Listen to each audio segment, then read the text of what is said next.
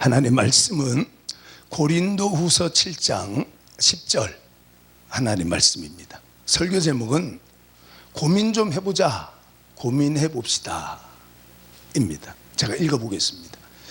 고린도후서 7장 10절 하나님의 뜻대로 하는 근심은 후회할 것이 없는 구원에 이르게 하는 회개를 이루는 것이요 세상 근심은 사망을 이루는 것이니라. 고린도 지역은 아래쪽에는 스파르타가 있고 위쪽에는 아테네가 있는 스파르타와 아테네를 연결하는 그런 지점에 있는 해안가 마을입니다. 여기에는 여러분들이 잘 알고 있는 비너스라는 신전이 있어서 여사제가 2,000명이나 활동을 했습니다. 그래서 거기에는 성적 문란, 그 다음에 미신, 우상의 제물 문제, 여러 가지 문제가 많았던 교회가 고린도 교회입니다. 그 안에서도 유대주의자, 유태인이면서 기독교인들, 그래서 할례파, 그래서 나는 또 바울파다, 아볼로파다, 게바파다, 심지어 나는 예수파다 하는 파벌도 있고 이런 대단한 문제가 많았던 교회입니다. 읽은 본문 하나님 말씀 보니까 하나님의 뜻대로 하는 근심은 후회가 없다. 그러나 세상 근심은 사망에 이르게 하는 것이다 말씀하고 있습니다. 그래서 본문 하나님 말씀에 고민, 우리가 좀 고민을 하고 살아야 될 텐데, 스카펙이라는 분은 아담이 죄를 지은 것도 아브라함이 죄를 지은 것도 또 우리가 죄를 짓는 것도 생각이 게을러서 그렇다 이렇게 말을 했습니다. 한 번만 더 생각을 해보면 어떤 것이 옳은 것인가 하는 것을 판단할 수 있을 텐데 생각보다 행동이 앞서다 보니까 선악과를 따먹게 되고 또 하가를 통해서 이스마엘이 태어나는 그런 일들이 발생했다고 스카펙이라는 분은 생각의 게으름이 죄를 낳게 하는 것이다 이렇게 말을 했습니다. 그래서 본문 하나님 말씀에 10절 하나님 말씀 보니까 하나님의 뜻대로 하는 근심은 후회가 없다는, 후회할 것이 없다 이렇게 말씀을 하고 있습니다. 한때에 아주 유행했던 많이 팔렸던 베스트셀러인데 리처드 칼슨이라는 분이 쓴 사소한 것에 목숨을 걸지 말라, 들어보셨지요? 유명한 책입니다. 이 리처드 칼슨은 사소한 것에 목숨을 걸지 말라라는 책 속에서 여러분 주변에, 지금 여러분의 가정에 아니면 여러분의 사무실에 3년, 4년 동안 늘 그 자리에 있어서 한 번도 내가 사용한 적이 없는 물건이 있거든. 그 물건은 내 것이 아니니까 버리라 그랬습니다. 그거 두어서 어디에 보관할까? 저거 나중에 못 쓰면 어떡할까? 지금 쓰지 않는 기간이 3년, 4년이 지났으면 그 물건은 내 물건이 아니다는 거예요. 그래서 이 리처드 칼슨은 그냥 내다 버리는 것이 훨씬 스트레스를 덜 받는 일이라고 사소한 것에 목숨을 걸지 말라 이랬습니다. 여러분이 지금 하고 있는 고민, 어떤 고민하고 있습니까? 물질 고민하고 있습니까? 건강 고민하고 있습니까? 여러분의 사업장 위태위태하고 힘들고 어렵고 직장생활 어렵고 여러분이 하고 있는 고민하고 또 고민했는데 그 고민이 3년 4년 동안 계속적으로 여러분을 떠나지 않고 또 여러분이 고민하고 염려하는 것들이 여러분에게 문제를 가져다 주지 않았거든. 그거는 나에게 쓸모없는 물건과 마찬가지라는 그 염려, 똑같은 염려를 3년 동안, 똑같은 염려를 4년 동안 계속하고 있다면 그 문제는 여러분에게 발생하지 아니할 일이다 그 말이에요. 그러니까 지금 내가 하고 있는 고민, 내가 하고 있는 염려가 이게 계속해도 될 것인가 아닐 것인가 하는 것을 한번 고민해 보십시오. 그 성경 하나님 말씀에 베드로전서 1장 24절과 25절 하나님 말씀에는 사람의 육체는 풀처럼 말라가고 가진 것은 풀의 꽃처럼 떨어지지만 하나님 말씀은 영원토록 있느니라 이렇게 말씀을 했어요. 우리 육체가 늙어가는 것, 그 당연한 거니까 고민할 일이 아닙니다. 심지어 우리의 가진 것이 사라진다 할지라도 역시나 하나님께서 하신 말씀대로 꽃도 떨어지고 여러 우리의 가진 것도 떨어지는 것이 당연한 일이라고 하나님 말씀하셨으니까 내 가졌던 물질이 더 적어진다든가 건강이 조금 안 좋아진다든가 늙어서 주름살이 몇 개 좀 늘었다든가 이런 고민은 쓸데없는, 정말 쓸데없는 고민입니다. 하나님 말씀, 영원히 변하지 않는 하나님의 말씀을 따라서 내가 살고 있는가 하는 고민, 그 고민을 해야지 3년 4년 아니면 10년 20년 고민하고 염려하고 아무런 일도 내게 일어나지 않았는데 오늘도 또 그 고민하고 내일도 또 고민을 한다면 부질없는 일입니다. 그래서 마태복음 6장 30절에서 33절 하나님 말씀에는 예수님께서 무엇을 먹을까 마실까 입을까 염려하지 마라. 그거는 이방인들이 하는 것이지 너희는 내 백성이다. 너희는 내 자녀다. 너희가 하나님을 아버지라고 부르면 염려할 필요 없다. 그래서 마태복음 7장 8절로 11절 하나님 말씀에 7절에 이렇게 써 있죠. 구하라 주실 것이요 찾으라 찾을 것이요 문을 두드리라 그러면 너희에게 열릴 것이니라. 예수께서 이 말씀을 하시고 이 예를 돕기 위해서 예를 들어서 설명을 하셨잖아요. 어떤 아버지가 자식이 생선을 달라고 할 때 뱀을 줄 사람이 있고 떡을 달라고 할 때 돌멩이를 가져다 줄 부모가 세상에 어딨냐. 11절 하나님 말씀에 세상에서 손가락질 받는 악한 아버지라도 자식에게는 좋은 것으로 줄 줄 알거니와 하물며 하늘에 계신 너희 아버지께서 어찌 좋은 것으로 주시지 아니하시겠느냐. 로마서 8장 32절 하나님 말씀에 보면 하나님께서 자기 아들을 죽는 데까지 내어주셨는데 그 모든 것을 그 아들 예수님과 함께 우리에게 은사, 선물로 하나님께서 선물로 거저 주시지 아니하시겠느냐 이렇게 말씀을 했어요. 지금 내가 하고 있는 염려가 계속 염려해야 될 것인가를 한번 고민해 보십시오. 이제까지 고민했지만 그것이 내게 아무런 영향도 끼치지 못하고 괜히 내 마음만 속상하게 했으면 이제 그 염려 버리고 오직 하나님 말씀 영원토록 함께하고 계시는 하나님 말씀을 의지하시기를 예수님의 이름으로 여러분들을 축복합니다. 두 번째는 오늘 우리가 고민할 것이 있는데 10절 하나님 말씀 보니까 나중에 후회할 것이 없어야 된다. 그 첫 번째입니다. 두 번째, 구원에 이르게 하는 것이다. 그랬습니다. 여러분, 내가 구원받았는가 하는 구원에 대한 고민을 좀 해보십시오. 그래서 여러분, 우리가 소명감, 소명, 부를 소자의 이름 명자예요. 하나님께서 나를 부르신 거예요. 그래서 이사야 43장 1절과 2절 하나님 말씀에는 하나님께서 우리를 지명, 가르칠 지 이름명이잖아요. 그렇죠? 너 이렇게 이름을 불러서 하나님의 자녀로 우리를 택하여 주셨다는 거예요. 하나님께서 내가 너를 지명하여 불렀나니 너는 내 것이라. 네가 물 가운데 있어도 물이 너를 침몰하지 못할 것이고 불 가운데 있어도 불이 너를 사르지 못하리라. 하나님께서 말씀하셨어요.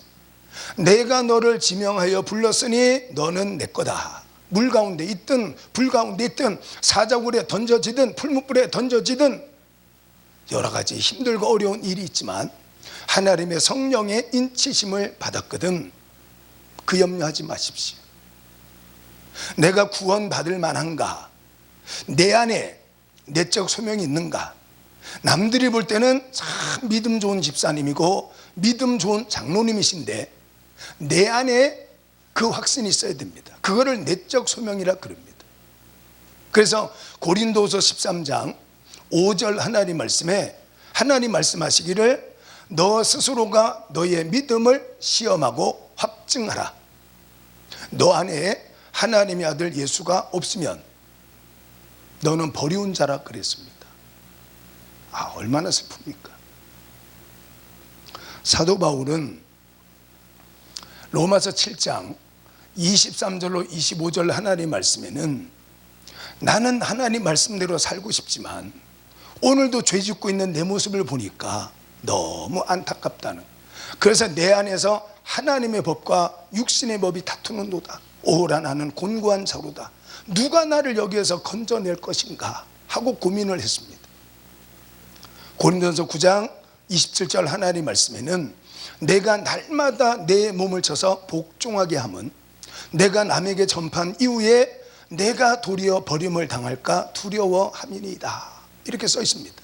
여러분, 세상 근심은 사망에 이르게 하는 것이에요.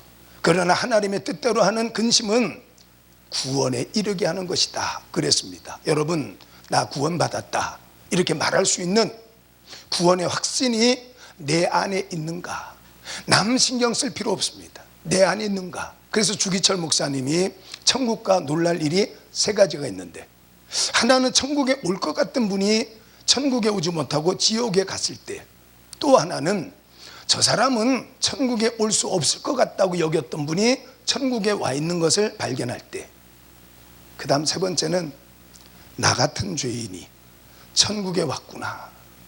마태복음 11장 11절과 12절 하나님 말씀에는 예수님께서 세례 요한을 만나시고 세례 요한을 향하여서 여자의 몸에서 난 자 중에 이보다 큰 자가 없다 그러시면서, 그러나 천국에서는 가장 작은 자라도 이보다 크다고 말씀하시면서, 마태복음 11장 12절 하나님 말씀에 천국은 세례 요한의 때로부터 지금까지 침노함을 받는다니, 천국은 침노하는 자가 빼앗느니라 이렇게 말씀을 했습니다. 구원의 확신이 있습니까?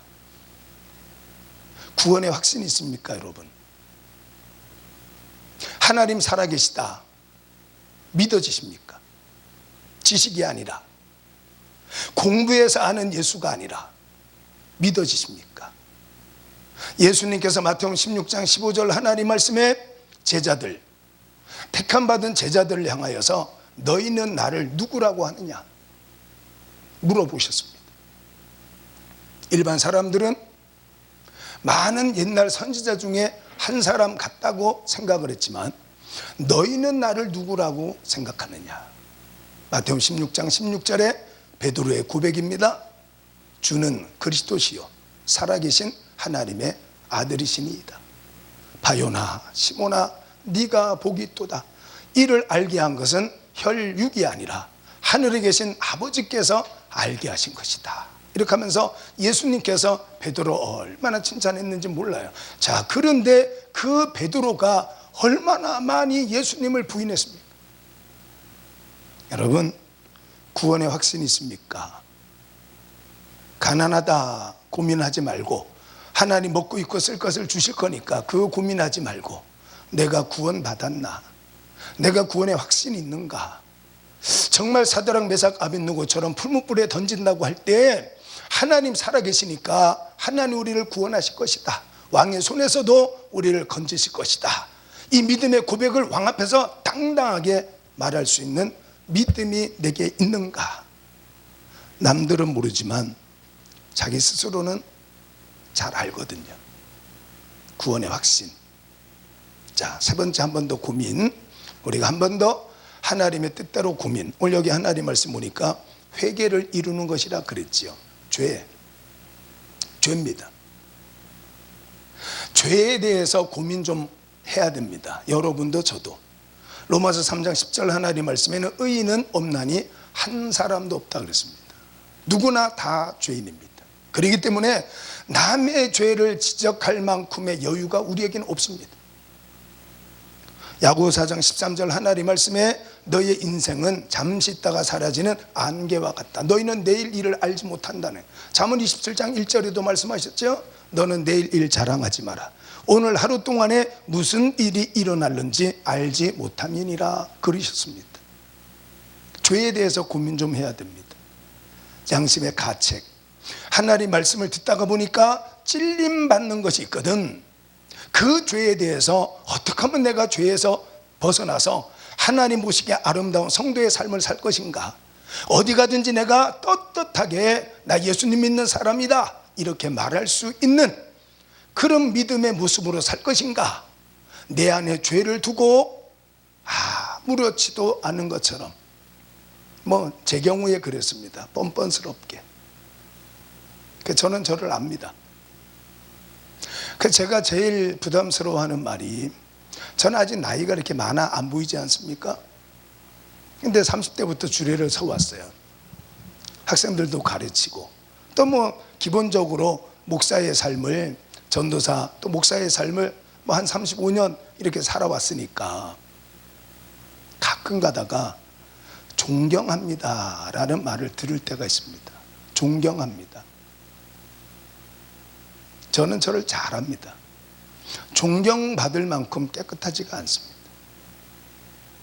저는 저를 잘 압니다. 그래서 사도행전 2장 37절과 38절 하나님 말씀에 베드로 사도가 나가서 하나님 말씀을 전했습니다. 많은 유대인들이 찔림을 받았다고 나옵니다. 양심의 가책을 받았어요. 찔림을 받았어요.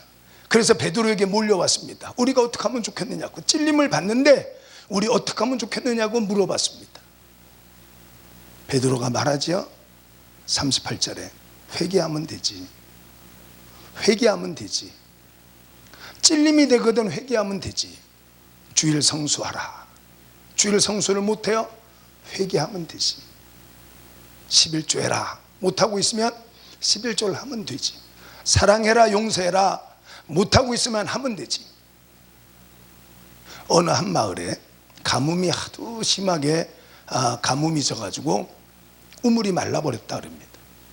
그래서 우물 바닥에 물이 조금 남아 있으니까 동네 청년들이 힘을 모아서, 가뭄이 들어서 우물물이 다 말랐으니까 이때 우물 속에 들어가서 우물 청소를 하자.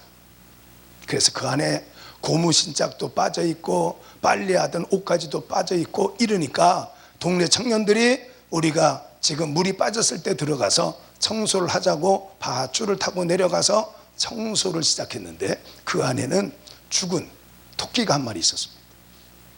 죽은 토끼가 그 안에 던져진 지가 얼마나 오래됐는지 털이 다 빠지고 허옇게 살갗을 드러내고 그 안에 죽은 토끼 한 마리가 있었습니다. 자, 청년들이 이거를 동네 사람들이 알고 나면 이 우물물을 마실 수가 없으니까 우리 조용히 그냥 나가자. 여기에 토끼를 가만히 두고 그냥 나가자.